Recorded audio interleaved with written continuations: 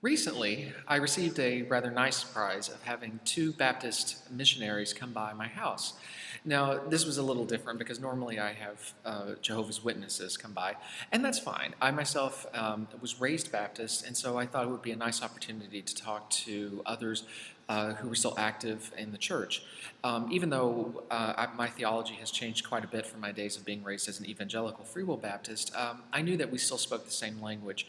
And like I said, it was just a nice change from Jehovah's Witnesses. While I was talking with the two gentlemen, and I actually gave them an hour of my time, and we had what I thought was a nice discussion, they mentioned something that I had actually never heard before. They mentioned Trail of Blood, which is a book by Dr. J.M. Carroll. And in relation to this, they were talking about how the Baptist Church and the theology encompassed by the Baptist Church had always existed separately from any other church. In relation to this, they had said something, I can't remember what, and I mentioned that, well, of course, as we came from the Catholic Church and the Protestant Reformation, and they said, no, that's not the case. And then they brought up this book and so on. And even though I was raised in the church and all of my family were members of the Baptist Church, I had never heard of this before, and I had never heard of Baptist Successionism. And I don't know how I made it to this age without ever hearing of this.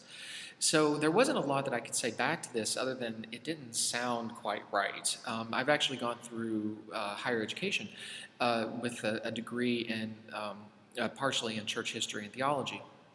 And so I knew that I would have heard something about a church being separate from the mainline Catholic Church, which is originally, of course, the only Christian church, and then the Protestant Reformation started by Martin Luther. So I went and I checked up on the book, and I found out that the book Trail of Blood by J.M. Carroll encompassed the theories originally put forth by James Robinson Graves that amounted to what's called Baptist Successionism. And the idea behind this is that, at least the idea espoused by Dr. Graves, is that this general theology that the modern Baptist Church currently accepts as their own has been around since the founding of the Christian Church in Jesus' day with Paul and with the direct apostles and the disciples under Jesus. And it's always been around in some form or another in these little splinter groups that were apart from the mainline church, which would eventually be known as the Catholic Church. And then after the Catholic Church went through the Protestant Reformation and the Protestants split off from it, that these groups were still separate from the mainline Protestant churches, and that these groups eventually became what we know as the modern Baptist Church.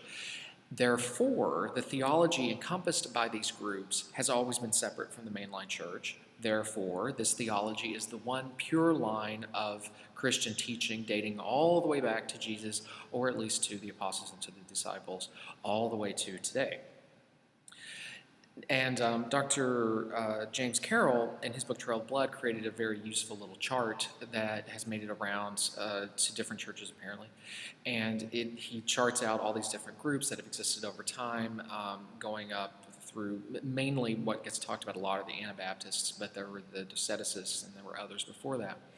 And I'm not going to actually go into the details about this because another YouTube user, Labarum312, is doing a really wonderful series of videos talking about the King James version of the Bible, the way that it's viewed as the only version of the Bible, and then he has one video where he directly talks about this timeline. So I'd refer you to his video very briefly.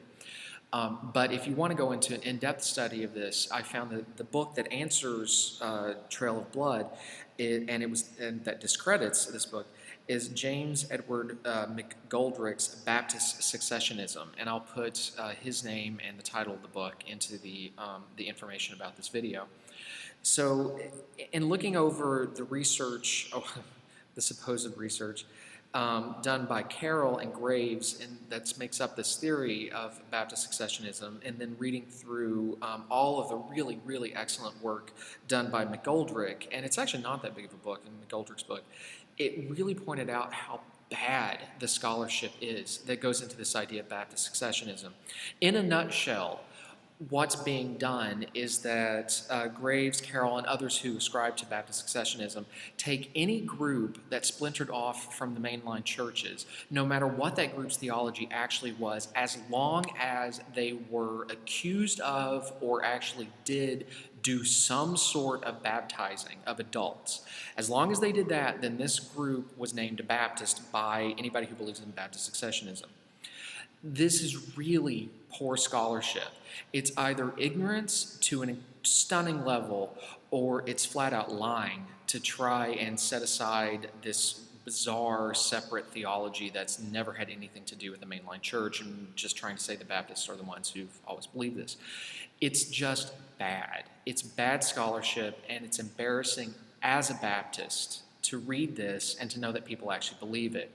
I found out in my research that the book Trail of Blood is just not held in any sort of respect by any mainline theologians or churches, and and actually the copyright is currently held by a Baptist church, so it's really only small groups of churches that still ascribe to this. The two guys who came to my door and who were very nice for me to talk to were really excited about this information, that somehow this was real. And of course, if this was real, I would be all over it. I'm a Baptist. I would love to be able to say that we've been around separate from the Catholic Church, separate from the Protestant Revolution, the Lutherans and the Presbyterians and the Methodists and all the rest of them, and that we always were, our own church. That's pretty cool. And if that was true, I would be all over it. But I'm also not really, really dumb. And so in looking it over, I have to say that, no, that's not the case. I'm proud of our heritage. I'm proud of the heritage of the Baptist Church and the way that it's developed, and I'm proud of mostly of what we are today. I don't have to ascribe to this little mythology and this mythos that we've always had the best idea. There was just no need for that. And I'm embarrassed that there's other Baptists going around promoting this. And so I'd like to answer to the two gentlemen that came to my door and to anyone who actually backs this idea. Please stop. As one Baptist to another, as a Free Will Baptist to another, as a former evangelical conservative Baptist from Kentucky to another, stop promoting this. It makes us look really stupid.